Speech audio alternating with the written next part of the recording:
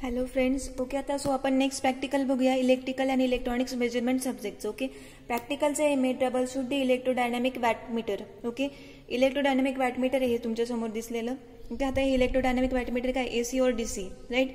Then next काय, याचे कुठले कुठले नाही का कनेक्शन असतात ते आपण बघूया. वॅटमीटरमध्ये काय, ही स्केल दिली आहे, पॉइंटर, देन हा काय मिरर. ओके, देन नेक्स्ट काय, हे जे कनेक्शन आहे हे कनेक्शन कशासाठी, सिरीज किंवा पॅरलल कनेक्ट करण्यासाठी. ओके, आता कुठले कनेक्टेड आहे, ओके B1 B2. ओके, हे सिरीज आणि पॅरलल कनेक्शन नाही का डिस्प्ले करण्यासाठी.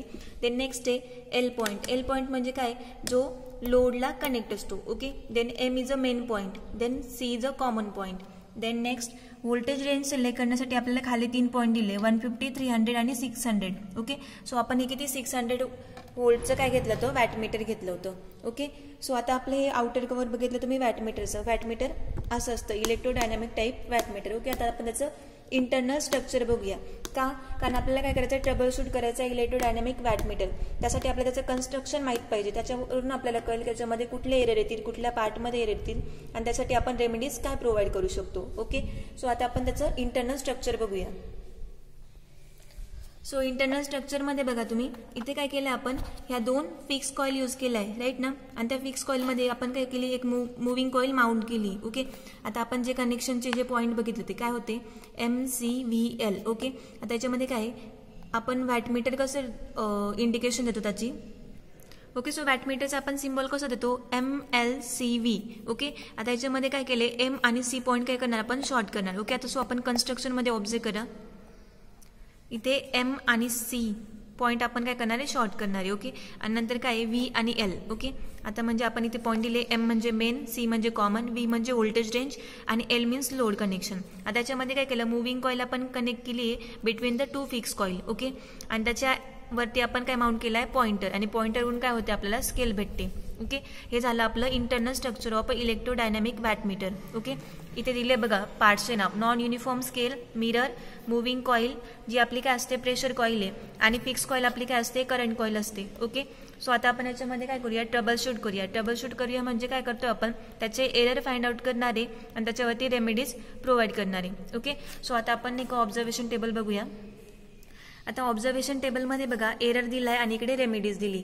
फर्स्ट एरर काय आपला, error due to the method of connection. Okay, आता समजा मेथड ऑफ कनेक्शनमध्ये एरर असेल, समजा नाही का आपण इथे काय केलं, कनेक्शनमध्ये काहीतरी प्रॉब्लेम असेल, तर तेव्हा काय करणार आपण वॅटमीटरमध्ये कंपन्सेटिंग कॉईल आहे ना ती प्रोव्हाइड करणार. ती कंपन्सेटिंग कॉईल काय करते, ते एरर रिड्यूस करण्याचं काम करते.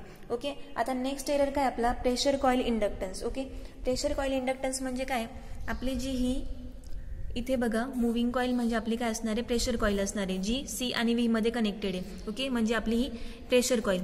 या प्रेशर कॉईलचं इंडक्टन्स जर जास्त नाही का, प्रेशर कॉईलचं इंडक्टन्समुळे काय होतं, एरर येतो. Okay, error due to the pressure coil inductance. Okay, आता तो रिड्यूस करण्यासाठी आपण काय करणार आहे की कॅपॅसिटन्स काय करणार, त्याच्या पॅरलमध्ये कनेक्ट करणार. याच्या पॅरलमध्ये इथे कॅपॅसिटन्स कनेक्ट करणार. ओके, त्याच्यामुळे काय होतंय की XC is equal to XL होईल, राईट ना. त्याच्यामुळे सर्किट काय होईल, प्युअरली रेझिस्टिव्ह होईल आणि तो एरर काय होईल, रिड्यूस होईल.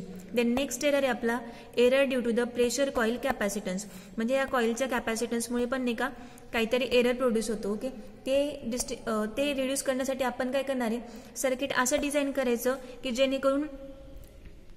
जेणेकरून काय होईल, XC is equal to XL होईल. म्हणजे capacitive reactance is equal to inductive reactance होईल.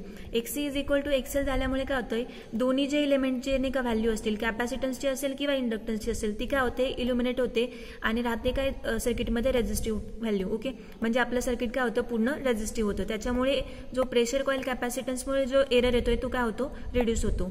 देन नेक्स्ट आहे error due to the stray magnetic field. Okay, आता स्ट्रे मॅग्नेटिक फील्ड म्हणजे मुळे पण एरर येऊ शकतं, राईट. त्याच्यामुळे आपल्याला नाही का रीडिंग प्रॉपर भेटणार नाही. ते त्यासाठी आता रेमेडीज काय असणार आहे की आपण त्याच्यावरती काय करणार, ही जी प्रेशर कॉईल आहे किंवा ही जी करंट कॉईल आहे, त्या दोन्ही कॉईलवरती आपण काय करणार, मॅग्नेटिक शिल्डिंग प्रोव्हाइड करणार. ओके, मॅग्नेटिक शिल्डिंग प्रोव्हाइड केल्यामुळे जे स्ट्रे मॅग्नेटिक इफेक्ट आहे तो काय होईल, रिड्यूस होईल. ओके, आणि आपलं जे इन्स्ट्रुमेंट आहे ते प्रॉपरली वर्क करेल. ओके, सो हे आपले सगळे काय झाले, एरर झाले. कशामधले, इलेक्ट्रोडायनॅमिक वॅटमीटर मधले, राईट. त्या एररवरती आपण रेमेडीज पण बघितल्या, तेच आपल्याला ऑब्झर्वेशन टेबलमध्ये लिहायचे. ओके, सो आता आपल्याला कळलं हे वॅटमीटर मधल्या एरर्स आणि त्याच्या रेमेडीज. ओके, सो आपलं प्रॅक्टिकलचं एमच ते होतं की troubleshoot the electrodynamic wattmeter type meter. Okay, so आपलं हे प्रॅक्टिकल झालं इथे. थँक्यू.